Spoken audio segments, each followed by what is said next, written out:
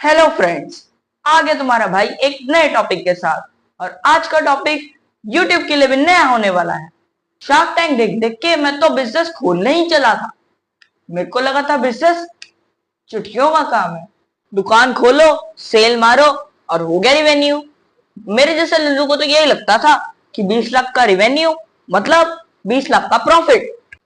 शुक्र है पता लग गया, रेवेन्यू में से तो माल का खर्चा, किराए, सैलरीज, बिल्स और पता नहीं क्या क्या, और ये सब निकाल लो तो बचेगा क्या? बाबा जी का ठुल्लू। क्योंकि तुम्हारे भाई ने माल बेच तो दिया, पर अभी एक और भसड़ आनी बाकी है। ग्राहक ना ना, ग्राहक से पेमेंट। सीधी सीधी भाषा में ट्रांजैक्शन तब कंप्लीट होता है जब रेवेन्यू जनरेट करने के बाद ग्राहक से फुल पेमेंट ले ली जाए। टेक्नोलॉजी, डिजिटल मार्केटिंग और सोशल मीडिया, ऐसे कितने तरीके हैं ऑनलाइन बिजनेस को प्रमोट करने के लिए। लेकिन इन अजब गजब ग्राहकों से कोई कैसे निपटे?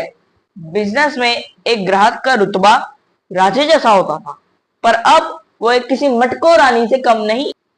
तो सवाल ये उठता है कि बिजनेस करना काफी है या हमें इस झंझट का इलाज भी ढूंढना होगा।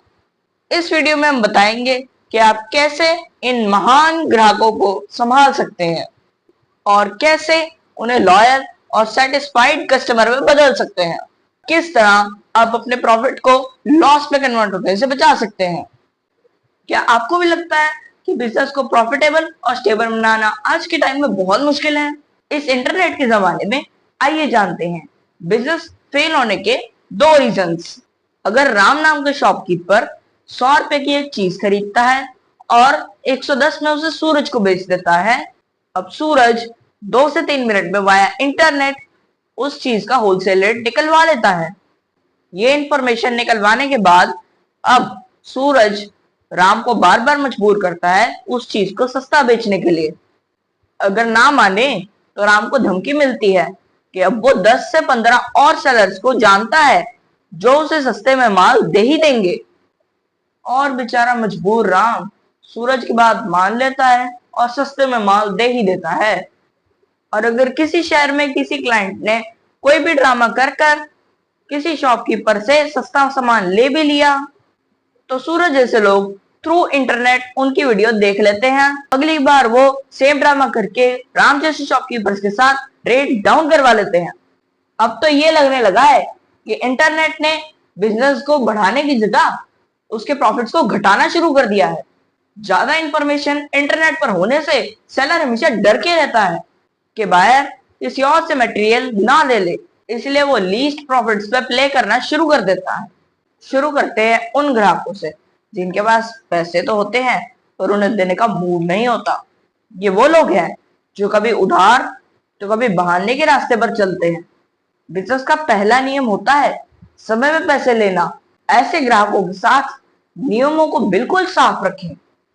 जब भी कोई नया कस्टमर आपके साथ जुड़े तो उसे डिस्काउंट या लॉयल्टी पॉइंट्स का लालच देकर एडवांस पेमेंट की कोशिश करें। इससे बाकी कस्टमर भी सोचेंगे, अरे इसे तो वीआईपी ट्रीटमेंट मिल रहा है। लेकिन अगर कोई बार बार पेमेंट में देर करे तो सख्त हो जाओ, उस पर पेनल्टी लगा दो या लीगल एक्शन की धमकी दो। याद रखो दोस्तों, बिजनेस में इमोशंस की कोई जगह नहीं होती। दूसरी कैटेगरी, वो कस्टमर जो कमियां निकालने में मशहूर हो। ये ऐसे बिहेव करते हैं जैसे दुकानदार का ही रिपोर्ट कार्ड बनाने आए हो। भाई, शिकायत करना तो इनका शौक होता है, पर पेशेंस रखना बहुत जरूरी है। लेकिन इसका मतलब ये नहीं कि आप हर बार इनकी बात माने। अगर आपको लगता है इनकी डिमांड जायज नहीं है तो आप इनको प्यार से समझाएं कि भाई हम पे भी तो थोड़ी दया दिखाओ। और सबसे जरूरी बात, कभी भी किसी ग्राहक से बहस मत करो। ये लोग अपने साथ साथ आपका भी मूड बिगाड़ देंगे। अगली कैटेगरी उन ग्राहकों की है जो हमेशा डिस्काउंट मांगते रहते हैं।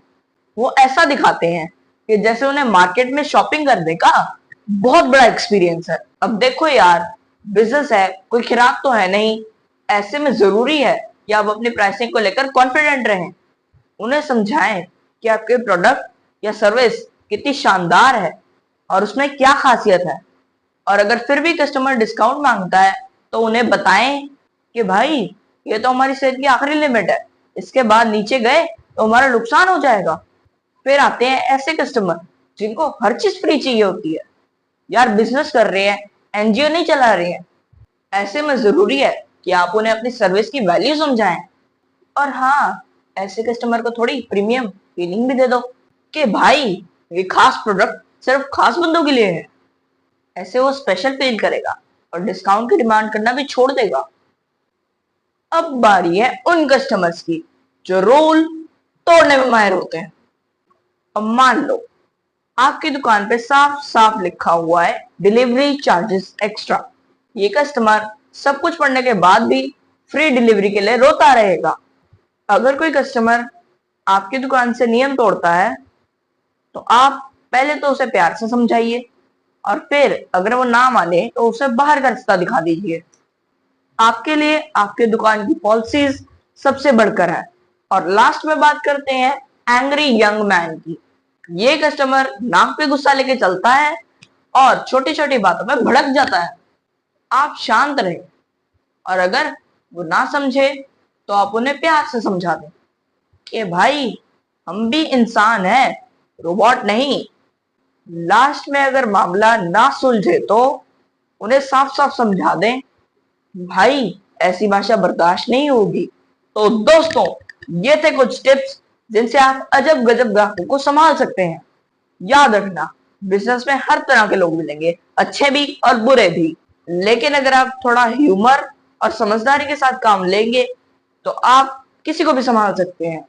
तो ये था स्टार्टअप बिजनेस का सबसे बड़ा मिसिंग पॉइंट।